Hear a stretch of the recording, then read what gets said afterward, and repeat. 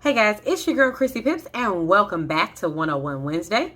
Today we're going to go over trend lines and we're going to go over some session information, okay?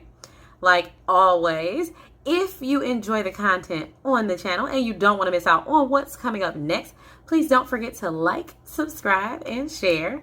But as always, if you're here, you're interested. So let's get into it. The revolution will be live.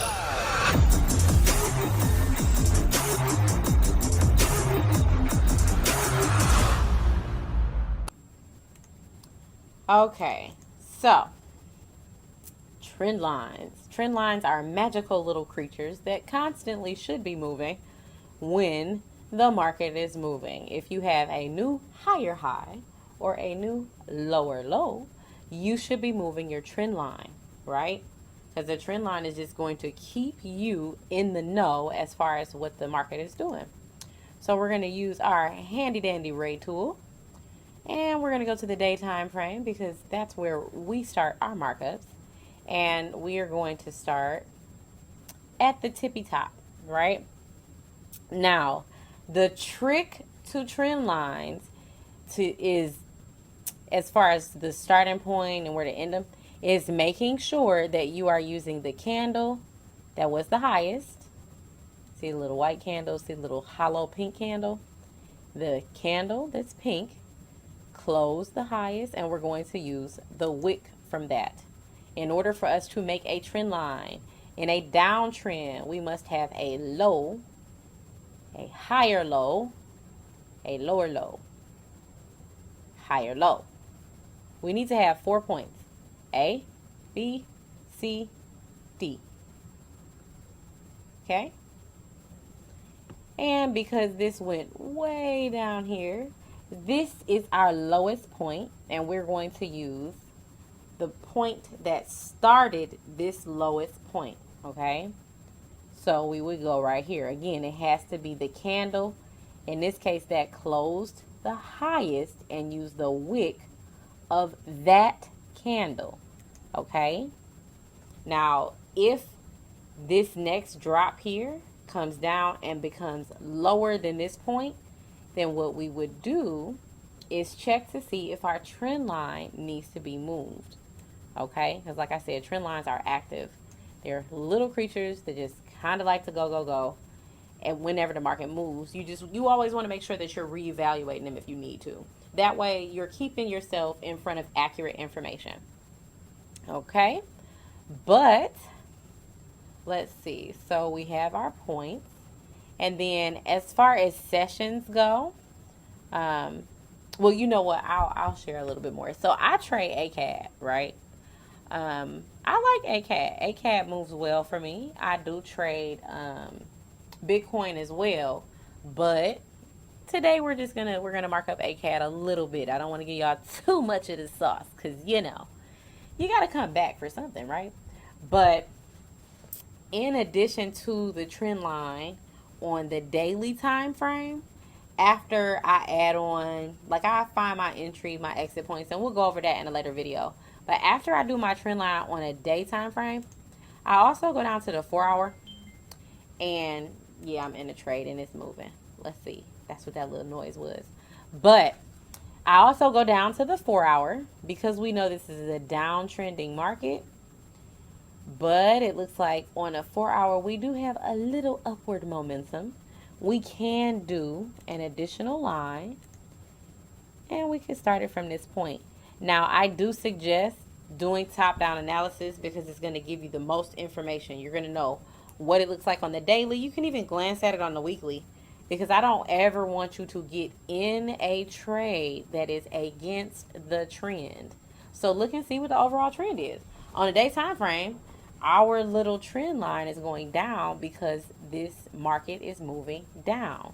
So it's always better to trade with the trend than against the trend. So what we're going to do, though, is make another handy dandy trend line, and we pick this little guy. We have a high, lower high, higher high, and this is the higher high. We're going to put this boy right here, okay? because this is the area that created this high. This movement is not finished yet, so we're not going to use it just yet. So we're going to drop this right here. And that is our two trend lines. Now, ordinarily, you guys, if you're familiar with like my mentor, Curtis, or if you're familiar with like his sessions on Go Live, you already know what the fib tool is. You know what it does. You know what we do. We would go ahead and drop one of those right here as well. And just see where our entry is going to be. You know, if we make our fib go from low to highest up, so that means we're looking for a buy. But this is the area that I would be looking for the market to touch in order for me to go ahead and switch directions. Like I said, I am already in this trade. I got in this trade up here just from, let me pull this guy out. From this move here, I got this little area. This area is a supply zone. If you want to know what the numbers are that are on here, that is something that my team is privy to. Or if you're on the Go Live sessions on the platform with the Academy, then you get all of that information too. I do have to save some stuff for my team, you know. But let's make this guy, because we did this fib down from left to right always. But since we went down, this dude right here should actually be red. Just so that you understand that this is a supply zone. When price hits here, we see what it does. We expect for it to go down. So I'm actually in this trade from right here, and I'm looking to exit this trade right here. That's my analysis for the week on my AU, or I'm sorry, on my ACAD. But let's see. Finding pairs that move when you want to trade is very important. So I trade the Australian dollar, so our Sydney time frame, and all of these times are in Eastern Standard Time because that's where I'm at. But I trade the Australian dollar and the Canadian dollar. So these are the two markets where I'm actually active the most. I do have a very good understanding that the London session, because London session is such a big session, does move a lot of the other pairs, even outside of those pairs trading sessions. But me personally, my own personal preference, I don't really trade from 2 a.m. to 8 a.m. I trade like after 8 a.m. when the New York market open, because I kind of like to take naps. Don't judge me. I like naps. Naps are a thing. And if I'm trading from here until 2, so all of this time, I need to get a little sleep in. But I am very good at setting like my limit orders, my stop orders, and things like that. And like I said, oh, I didn't tell you guys. Next week, we're going to go over order types. And I'll show you how I use my order types too. But yeah, when I go to bed, I use an app called Call Levels to alert me when my pairs are moving. So that's a wonderful app. I'll leave a link for that in the description too. But yeah, settle down on 1 or 2 pairs. Make sure that you're comfortable with those 1 or 2 pairs. Back test those 1 or 2 pairs. Because like I keep telling you guys, like I'm in a mastermind group and I absolutely love my mastermind group. One of the reasons why I love the group is because everyone trades a different pair. Oh, well, Chrissy, why is that important? Well, if everyone trades a different pair, right, or 2, that means that they're not stuck looking all around the market. That's not what they do. They don't look all around the market for stuff everywhere in every pair. No, they focus on pairs that they enjoy, right? That means that they know more about news that's coming out for those pairs, how they move during certain times of the year, because the market moves differently in the summer than it does in the winter. They know about that pair's, that country's bank holidays and things like that. And those are times where we don't trade. We do not trade during bank holidays. We do very little trading at the end of the year because not a lot of banks are moving. If the banks are not moving, why am I moving my money around, right? But I love being in the mastermind group because if one of my trading partners puts a trade in our group, in our mastermind group, I know that that is that person's pair. Like I know that UCAT is my boy's pair. That's his bay, right?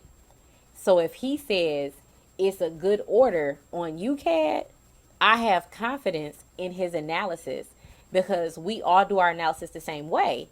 And because he takes the time to learn what his pair loves. So when he says it's a good trade, it's a buy, it's a sell, I trust it. And I do go onto my chart. I'll pull up that pair and I'll do my analysis, just to make sure, because you never blindly jump into a trade. That's just crazy. Don't, if you want to blindly jump into trades, go ahead on and send me your money. I would gladly drop it into my trading account. But I do go ahead and do a quick markup. And then if I'm seeing the same thing, I'll take a trade from somebody that's in the mastermind group because I trust their analysis just like they trust mine. So that is a very big thing for me and my team. But know your sessions, like know your pairs, know when they move the most, when they're very volatile, because that's important too. That's part of learning it. Take out, it's a website called Forex Factory. And they have a lot of wonderful information too. They'll show you when different pairs have different banking news, what for US dollar, like non-farm payroll and stuff like that. They'll tell you when those things are about to come out because they do affect the market when they have that type of news. But that's going to conclude the video for today. I did give y'all a little extra sauce. Oh, my order popped back up. Great. I guess it was because I was on the other screen.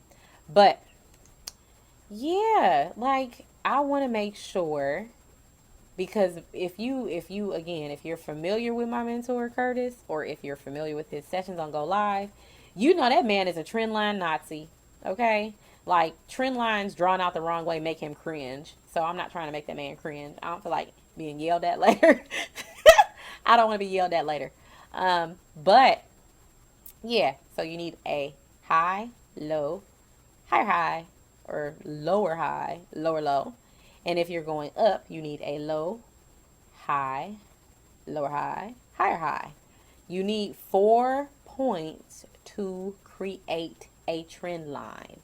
You also need to use the candle that is either the highest and then the wick on the highest candle, or the candle that is the lowest or the wick that is on the lowest candle, right? You have to identify the candle and then use the wick if it has one. Identify the candle, use the wick if it has one. If you are trading in a downtrend, if you are making a trend line that goes down, my own very personal suggestion is that you use the downtrend candle, right? If you are trading going up, use the uptrend candle, okay? But like I said, that's going to conclude us today. What I want to do is start to bring the charts to the forefront and introduce you guys to the charts so that once we get to, I'm going to say 1,000 subscribers, I will do a full 1-hour live session with everybody. And you can ask questions. I can put my analysis on any pair, and it doesn't matter what the pair is. It could be gold, it could be silver, it could be oil. I use this analysis to trade stocks because what I do loves everything that got a bar on it. If the chart got a bar, I love it. It's just that simple. So once we get to 1,000 subscribers, I'll go ahead and let you guys pick a good time and date for us to do a 1-hour live session. I'll let you guys ask questions, and I'll let you choose a couple pairs for us to mark up, and I'll post them on my trading view.